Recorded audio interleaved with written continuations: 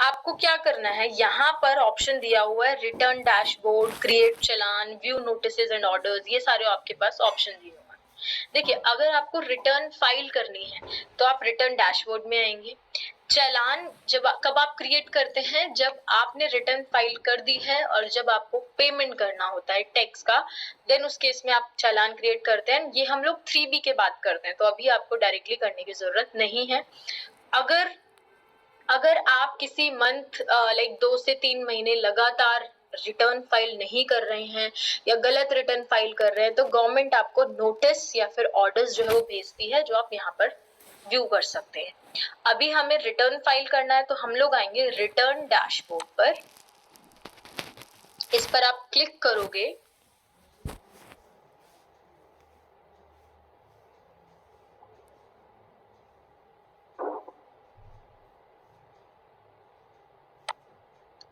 आपसे पूछ रहा है आप कौन से फाइनेंशियल ईयर के रिटर्न फाइल कर रहे हो।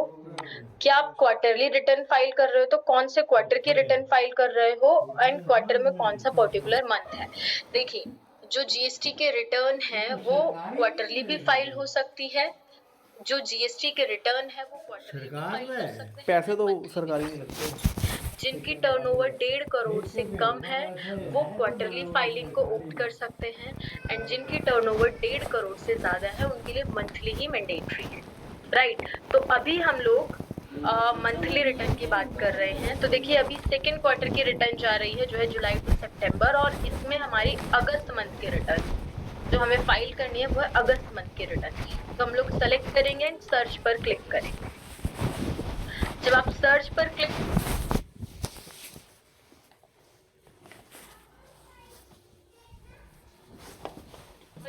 क्या लिखा हुआ है, detail of outward supply of goods और सर्विस, यानी कि ये गुड्स एंड सर्विसेज की आपने कितनी सेल की है, कितनी आउटवर्ड सप्लाई की है, उसकी डिटेल आपको R1 में देना है, राइट। देन इसके बाद एक ऑप्शन दिया हुआ है GSTR 2A का, जिसे हम लोग रिकंसिलेशन के लिए यूज करते हैं। एक ऑप्शन दिया हुआ है ITC स्टेटमेंट, जिसको हम GSTR 2 भी बोलते हैं, एंड एक ऑप्शन दिया हुआ है आपका GSTR 3, जो आपकी समरी होती है। इसके बारे में हम लोग पहले ही ब्रीफली डिस्कस कर चुके हैं, तो अभी मैं आपको ये नहीं बता रही हूँ कि कौन से रिटर्न का क्या यूज है, बिकॉज आपको ऑलरेडी पता होगा, ठीक है। अभी हम लोग क्या देख रहे हैं, रिटर्न फाइलिंग। तो आपके पास दो ऑप्शन दिया हुआ है, एक तो दिया हुआ है प्रिपेयर ऑनलाइन और एक दिया हुआ है प्रिपेयर ऑफलाइन, ठीक है। ऑनलाइन एंड ऑफलाइन प्रिपरेशन में मैं आपको फर्क पहले ही बता चुकी हूँ। अगर आपके पास एक्सेल में डाटा है या 2 4 5 बिल है जिनको आप अपलोड करना चाहते हो, आपके पास कोई सॉफ्टवेयर नहीं है, तो हम लोग यूज करते हैं ऑनलाइन का।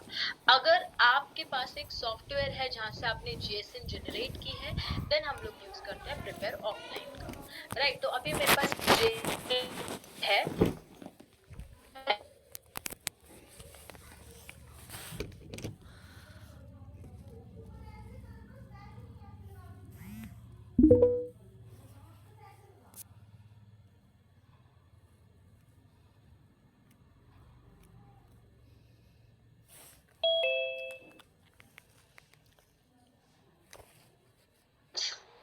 इस पर क्लिक करेंगे एंड देन ओपन पर क्लिक करेंगे। देखिए, ये आपको बता रहा है अपलोड हिस्ट्री, आपको बता रहा है कि आपने आज की डेट में इस आईडी के साथ ये आपने रिटर्न जो है अपनी अपलोड की है, ठीक है। और आपको बोल रहा है कि ये वैलिडेट होगी 15 मिनट्स, ये आप, और ये आपको ये भी बता रहा है कि 15 मिनट्स में ये वैलिडेट होगी, देन उसके अकॉर्डिंगली हमें इस रिटर्न को फाइल करना है, राइट। अभी आप बैक टू फाइल में आ जाएंगे।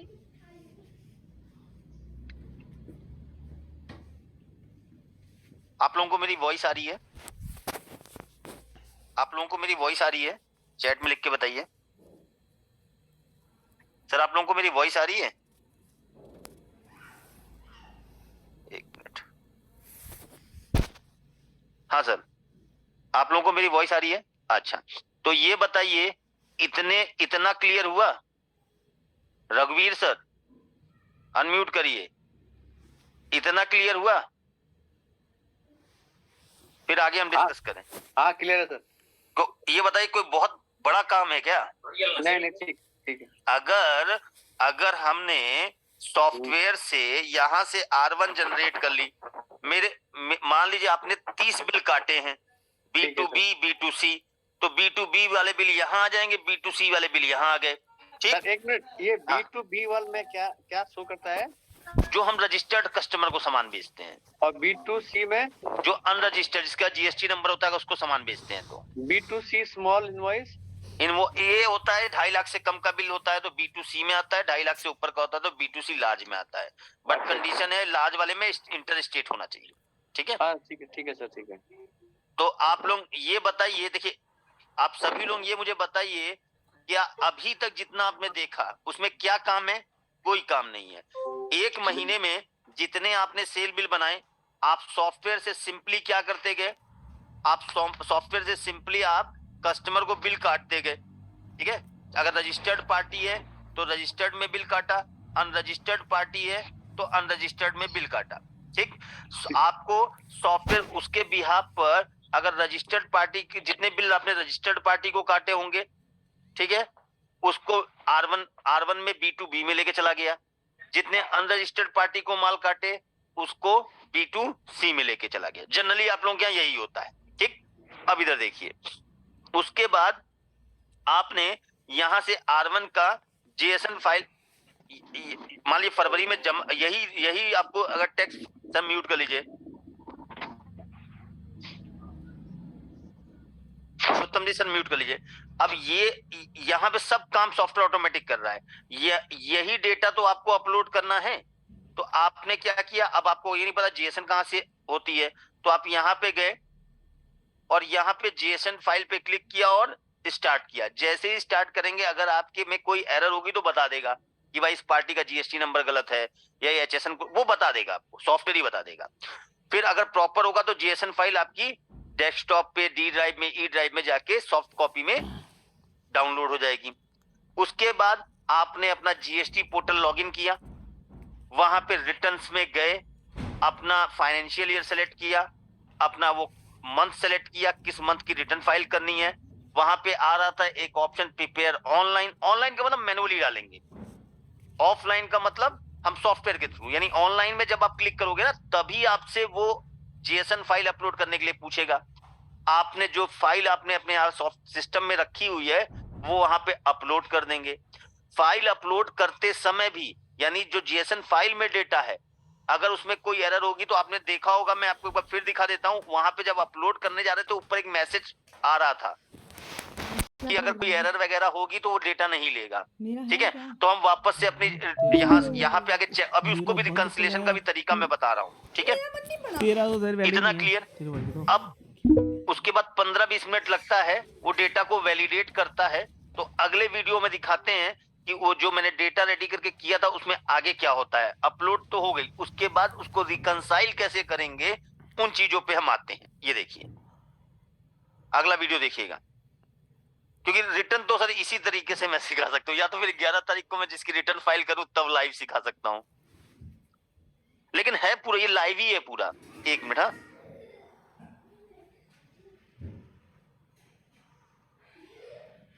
ठीक, आगे देखते हैं हम लोग। एक मिनट, अब वो रिकंसिलिएशन कैसे होगा, डेटा कैसे आएगा, वो वाला पॉइंट मैं डिस्कस करने जा रहा हूं। ठीक है, एक मिनट, हाँ 2 मिनट दीजिएगा मुझे, मैं अगला वीडियो चला देता हूं।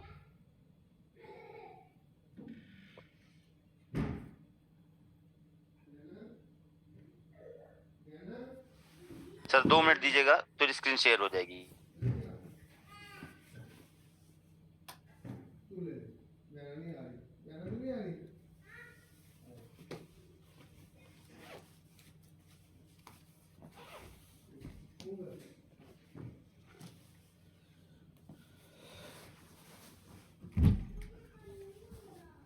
सर क्योंकि पार्ट पार्ट में इसको हम लोग ने रॉ में बनाया था, सिर्फ लाइव आप लोगों को दिखाने के लिए। क्योंकि अगर हम वैसे देखिए, अगर यही चीज मैं वर्बली बताता तो आपको नहीं समझ में आता।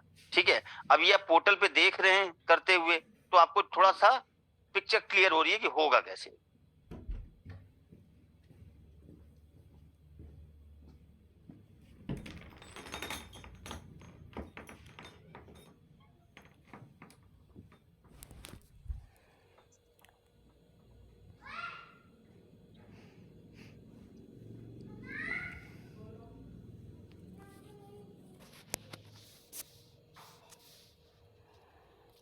ठीक है, अब देखिएगा मैं स्क्रीन शेयर कर रहा हूं, ठीक है।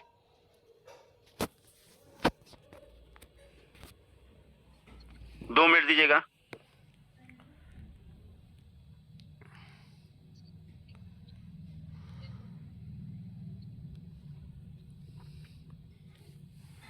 अब जो डेटा हमने, चलिए, डेटा अपलोड होने के बाद आगे आपके क्या पास करना है? ऑप्शन दिखा, यहाँ पर आपके पास, ठीक है, देखिए अभी हम प्रिपेयर ऑफलाइन पर क्लिक करके अपना जेसन फाइल अपलोड कर चुके हैं। अब जो डेटा हमने अपलोड किया है उसे एक बार मैप कर लेते हैं अपने सॉफ्टवेयर वाले डेटा से, एंड देन उसके बाद हम लोग आगे किस तरीके से ओटीपी के थ्रू आप उसको फाइल करते हो वो हम लोग देखेंगे। तो अब आपको कहाँ पर क्लिक करना है? ये जो हैंड का साइन बना रहा है इस पर आप क्लिक करोगे। देखिए यहाँ पर आपको B2B में 10 इनवॉइसेस दिखा रहा है, B2C लार्ज यानी कि आपका कोई लार्ज की कोई इनवॉइस नहीं था तो इसलिए 0 दिखा रहा है, एक्सपोर्ट भी कुछ नहीं थी आपकी इसलिए 0, B2C में भी कुछ नहीं था आपका, तो ये सारे ऑप्शंस आपको शो हो रहे हैं। देखिए HSN वाइज समरी आपको शो हो रहा है कि आपने 2 HSN कोड के अंदर बिलिंग की है, एंड कितने डॉक्यूमेंट्स आपने इशू किए हैं? 1, यानी केवल आपने सेल बिल ही इशू किया होगा, ठीक है। अच्छा, अभी हमें क्या करना है? इसको वेरीफाई करना है। कहाँ से वेरीफाई करना है? आपके सॉफ्टवेयर के थ्रू, ठीक है। तो ये रहा सॉफ्टवेयर, इसमें मैं आती हूँ GSTR1 में, ठीक है। एंटर किया मैंने, यहाँ पर 1 अगस्त से लेके 31 अगस्त तक का डिटेल मैंने देखा, तो यहाँ पर देखिए B2B इनवॉइसेस के कितने बिल हैं? 11, लेकिन यहाँ पर कितने आए हैं? 10। रीजन क्या है वो हम लोग देख लेते हैं। सबसे पहले देखते हैं कौन सी पार्टी का नहीं आया है, इस पर एंटर करते हैं हम लोग।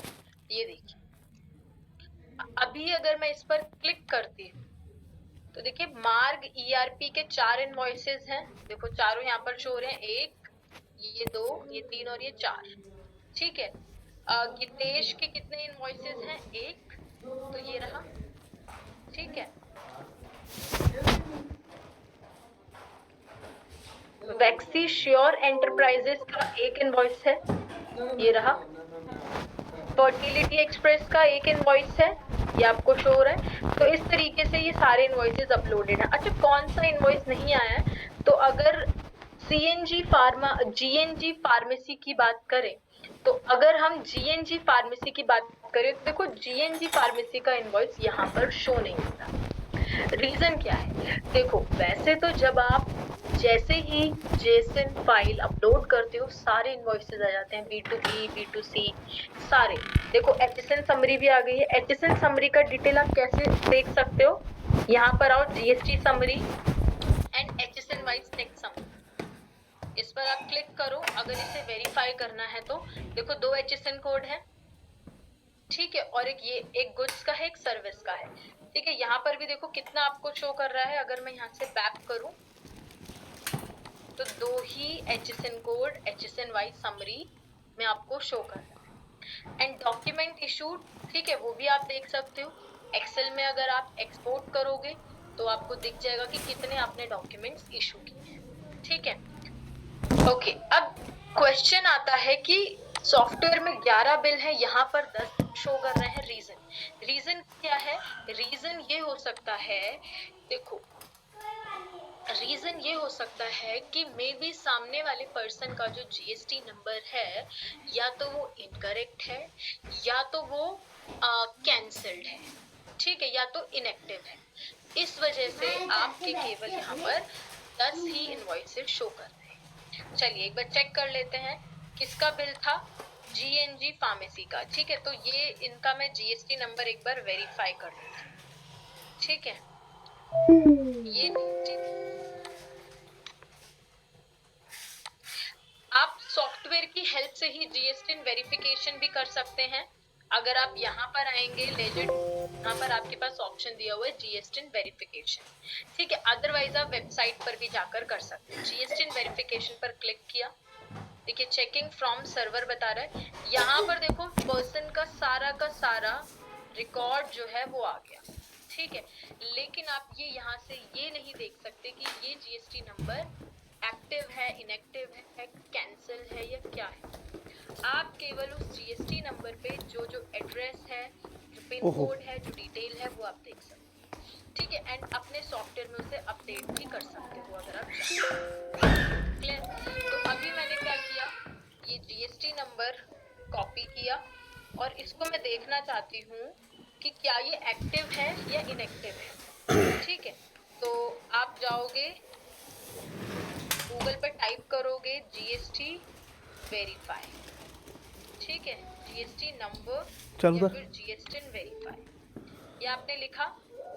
जीएसटी नंबर का पोर्टल, ये जीएसटी का पोर्टल आ गया। यहाँ पर वो जीएसटी नंबर डाल दीजिए आप एंड देन ये कोड जो है वो एंटर कर दीजिए 506936 एंड सर्च कीजिए। ये देखिए आपको बता रहा है कि लीगल नेम ऑफ बिजनेस ये है, जीएनजी फार्मेसी ट्रेड नेम है, और देखो क्या लिखा रहा है, कैंसल्ड। क्या आ रहा है, कैंसल्ड। इसी रीजन की वजह से ये जब हमने जीएसटी पोर्टल पर अपलोड किया तो यहाँ पर नहीं है, B2B के अंदर नहीं आया। क्यों नहीं आया? क्योंकि जीएसटी नंबर हमने लेजर में तो डाला है पर जीएसटी नंबर जो है वो कैंसल्ड है, और जब जीएसटी नंबर कैंसल्ड होगा तो सामने वाले पर्सन को उस चीज का इनपुट नहीं मिलेगा, और इनपुट नहीं होगा तो बिल्कुल अनरजिस्टर्ड की तरह ट्रीट किया जाएगा। तो वो B2B नहीं, वो B2C, यानी यहाँ पर वो इनवॉइस जो है वो आएगा। अभी देखिए यहाँ पर बाय डिफॉल्ट नहीं आया। क्यों नहीं आया? क्योंकि आपने अपने सॉफ्टवेयर में पर्सन का जीएसटी नंबर एंटर किया था। अगर जीएसटी नंबर एंटर नहीं करते तब वो B2C में शो करता। तो अभी आप क्या कर सकते हो, अगर ऐसा कभी हो जाए तो उसकी आप मैनुअल एडिटिंग भी कर सकते हो। मतलब अगर आप सॉफ्टवेयर से जेसन फाइल अपलोड कर रहे हो और आपके केवल 10 बिल आए थे आपके सॉफ्टवेयर में 11, और क्यों नहीं आया? क्योंकि वो जीएसटी नंबर कैंसिल हो गया था। तो बट आपने इनवॉइस तो 11 बनाया है, एक जो था वो अनरजिस्टर्ड पर्सन को ट्रीट किया जाएगा अगर उस पर्सन का जीएसटी नंबर कैंसिल्ड है, इनएक्टिव है तो। क्लियर? तो अभी मैं अगर मैनुअल एंट्री करूं, अभी अगर मैं मैनुअल एंट्री करूं तो कैसे करूंगी? B2C पर आप क्लिक करोगे, यहाँ पर ऐड रिकॉर्ड का ऑप्शन है, इस पर क्लिक करोगे। ठीक, यहाँ पर आपको सिंपली पॉइंट ऑफ सेल बताना है आपका कि कहाँ की पार्टी है, तो वो हम लोग सेलेक्ट कर लेते हैं जीएनजी फार्मेसी। इस पर मैंने लेजर डिटेल दिया तो दिल्ली की पार्टी है ये। ठीक है, तो मैंने यहाँ पर पॉइंट ऑफ सेल जो है वो दिल्ली सेलेक्ट किया। टैक्सेबल वैल्यू आप बताओगे,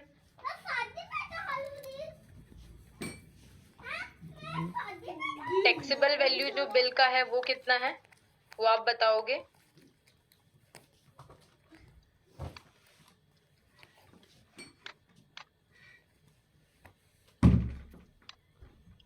देखिए टैक्सेबल वैल्यू कितना है, 10,000 रुपीज। तो यहाँ पर मैं 8,000 है, 10,000 रुपीज जो है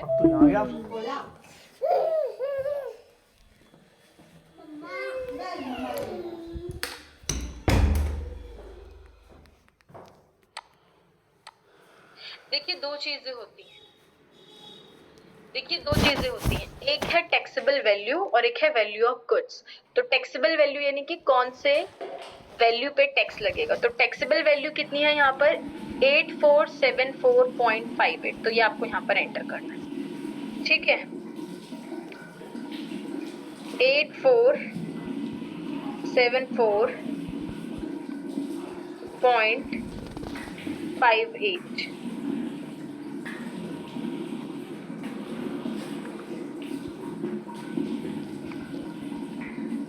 ठीक है, नेक्स्ट आप बताते हो टैक्स रेट कितना है, मैंने बता दिया। कितना परसेंट टैक्स लगा है इस बिल पर, वो अगर आपको यहाँ पर सॉफ्टवेयर में उसका समरी या डिटेल देखना है तो मॉडिफाई पर क्लिक करके, ठीक है, और यहाँ पर आप ना F10 की प्रेस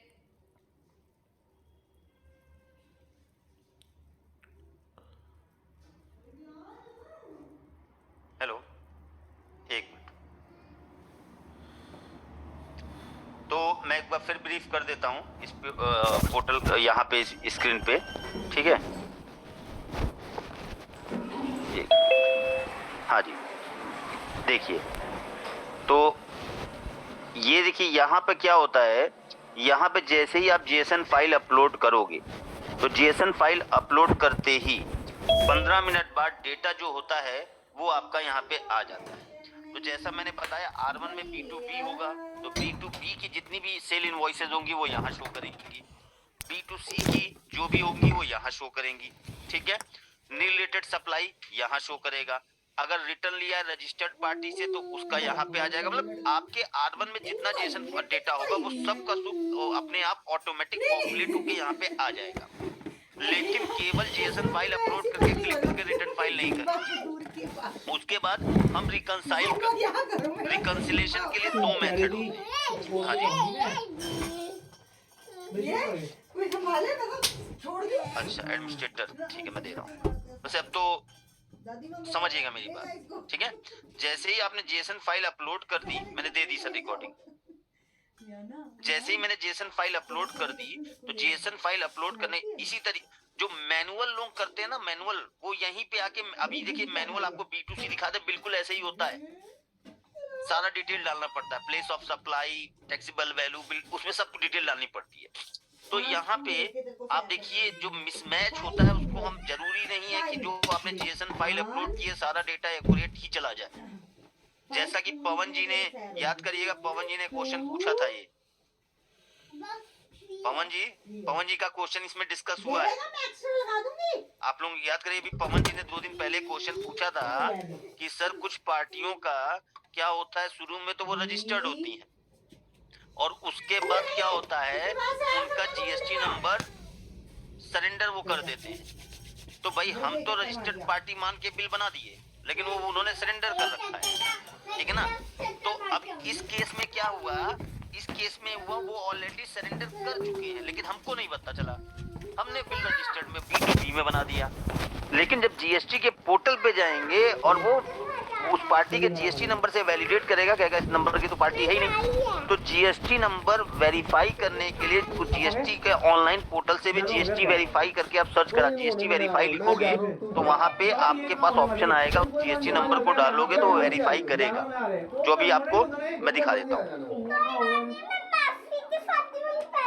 1 मिनट,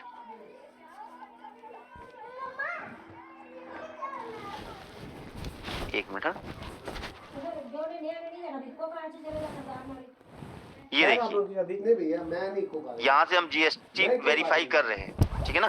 तो आप सर्च जीएसटी नंबर आप सर्च कर रहे हैं, इस पार्टी का कोड डालेंगे तो वो बता देगा कि ये देखिए ये कहाँ से आप सर्च कर सकते हो, देख लो।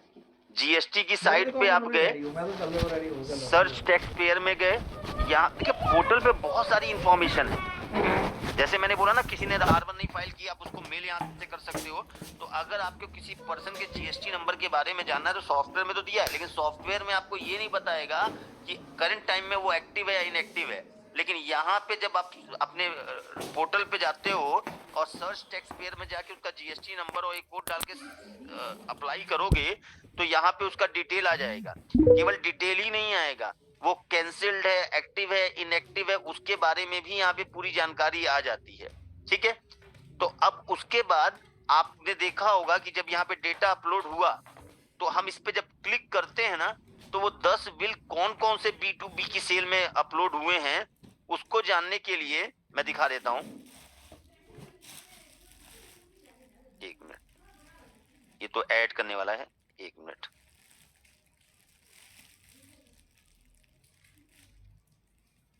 हाँ, ये देखिए यहाँ पे जब आप आएंगे, ये देखिए जैसे ही आप इस पे क्लिक करोगे, 1 मिनट, जैसे ही आप हाँ, जैसे देखिए आप जैसे ही आप इस पे क्लिक करोगे यहाँ पे, तो जैसे ही मेरी वॉइस आ रही है आप लोगों को, एक बार चैट बॉक्स में लिख के बता दीजिए मेरी वॉइस आ रही है ना आप लोगों को। कर देती हूँ। तो जैसे ही आप यहाँ पे क्लिक करोगे तो क्लिक करते ही वो ये बता देगा वो 10 इनवॉइस कौन सी हैं। तो उसने बता दिया, ये तो सॉफ्टवेयर में है, सॉरी, ये कि मार्ग ERP लिमिटेड की 4 इनवॉइसेज हैं, जिग्नेश की 1 इनवॉइस है, वेस्टी श्योर इंटरप्राइजेस की एक है, फर्टिलिटी एक्सप्रेस की ये इनवॉइस है। अब 10 इनवॉइस है, आपकी जीएसएन में 11 आई थी, ठीक है ना। तो अब आप अपनी B2B जो अपनी आप यहाँ पे यहाँ से जो, क्योंकि आपने यहीं से डेटा अपलोड किया है, तो आप जब यहाँ पे जाते हो, एक मिनट मैं फिर से R1 दिखा रहा हूं। देखिए रिकंसिलिएशन बहुत इंपॉर्टेंट है, ठीक है। जब यहां पे जाते हो, मेरे में जो डेटा गलत है, तो देखिए यहां पे B2B में कितनी इनवॉइसेज हैं? 2 इनवॉइसेज हैं। किसकी किसकी हैं? मिस्टर और मिस्टर वाई। तो अब जब आपने यहां से जेसन अपलोड की होगी, तो पोर्टल में आपको 10 इनवॉइस दिखा रहा है, और यहां पे आपको बता रहा है कि मैंने तो B2B में मेरे R1 में 11 इनवॉइस आई हैं। तो जब इस पे एंटर करोगे आप, तो यहाँ पे सारी पार्टियों की इनवॉइस आ जाएगी। तो यहां से आप रिकंसाइल कर सकते हो कि कौन सी इनवॉइस है जो B2B में हमारे पोर्टल में अपलोड नहीं हो रही है। फिर हमें वहां पे चेक करना पड़ता है कि क्यों नहीं हो सकता है कि आपका वो नील रेटेड सप्लाई हो, इसलिए ना जा रही हो, वो चेक करना पड़ेगा, मतलब आपको वो देखना पड़ेगा, ठीक है। अब उसके बाद वो चीज अगर मान लीजिए जैसे यहाँ पे हमने केस इसको ऐड इसीलिए कराया था कि एक सप्लाई ऐसी थी जो हमने रजिस्टर्ड पार्टी मान के कर दिया था, उसका जीएसटी नंबर, लेकिन उसने सरेंडर कर रखा था। तो जब हम यहाँ पे कर रहे हैं, तो हम यहाँ पे सॉफ्टवेयर के अंदर का पार्टी का जीएसटी नंबर डाल रहे हैं, वो तो B2B ही मानेगा। लेकिन जब वही डेटा हमने गवर्नमेंट के पोर्टल पे अपलोड किया और पोर्टल ने वो मैप किया, वैलिडेट किया, तो उसने कहा कि भाई एक पार्टी का तो ये जेएनसी, इस वाली पार्टी का तो एक minute,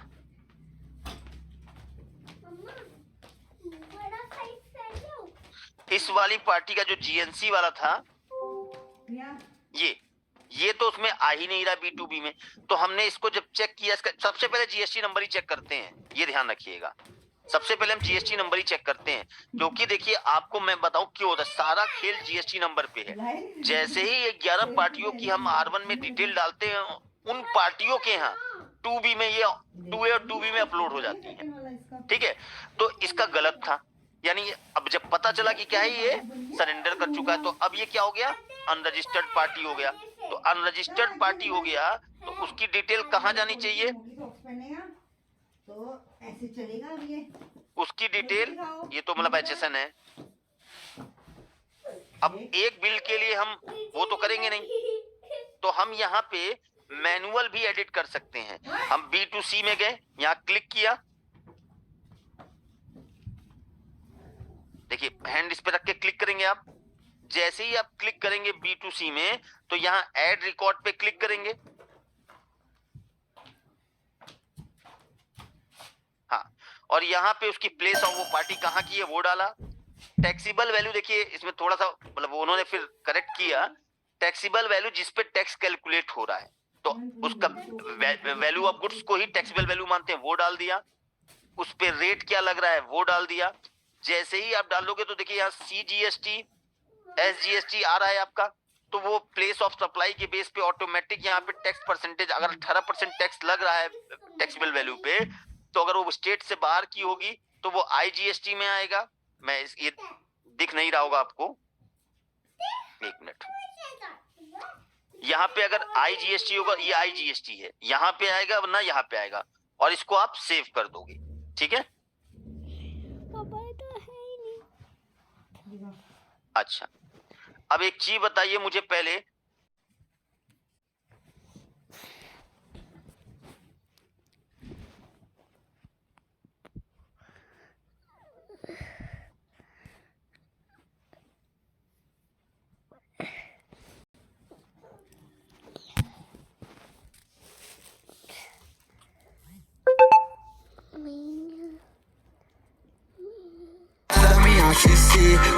Calma que esse golpe eu sei, Ela passou de balmain, ela olhou, eu também, Toma que esse golpe eu sei, cada uma bota na minha XC, Fala pra mim que ia fumar away, fumar away, fumar away, Ela passou de balmain, ela olhou, eu também, Toma que esse golpe eu sei, cada uma bota na minha XC, कभी कभार ज्यादा देर तक हमारी आंखों में चश्मा रखने से हमें इस तरीके का रोग हो जाता है, तो इस समय डॉक्टर से किस तरीके से निकालते हैं आइए 3D एनिमेशन से देखते हैं, जो बहुत ज्यादा आसान है। लेकिन इसको देखने से पहले ए मेरे प्रभु, जो भी इस वीडियो को देख रहा है कृपया करके उसके माता पिता की उम्र बढ़ा देना, लेकिन उसके लिए वीडियो को लाइक करके चैनल को सब्सक्राइब कर देना और कमेंट बॉक्स में हर हर महादेव जरूर लिखना। सबसे पहले डॉक्टर साहब एक एयरबड को लेते हैं और पेशेंट की आंखों में जो पीली पीली कलर की डार्क लाइन है उन्हें हटाते हैं। इसके बाद भी कुछ बहुत रेशे बचे हुए होते हैं, उसे इंस्ट्रूमेंट से रिमूव कर दिया जाता है। इतना नहीं, आंखों के अंदर तो बहुत सारा मैल था, उसे भी डॉक्टर साहब बारीकी से निकालते हैं और आंखों के ऊपर नीचे जो बड़े बड़े पिंपल थे उसे इंस्ट्रूमेंट से फोड़ के उसके अंदर से पीप निकालते हैं। आप लोग खुद ही देख सकते हो कि इस बंदे की आंखों में कितना गंदा पीप है। और पूरा काम होने के बाद हमारी आंखों में आई ड्रॉप डाल देते हैं, जिससे हमारी आंखें कुछ दिनों में सही हो जाती है। कभी कभार ज्यादा देर तक हमारी भैया चलो आपकी छत पर पतंग उड़ाते हैं, आपकी छत बहुत बड़ी है। हाँ चलो मेरे साथ। अरे पतंग लेकर ऊपर कहाँ जा रहे हो? पापा मैं अपने दोस्तों के साथ छत पर पतंग उड़ाने जा रहा हूँ।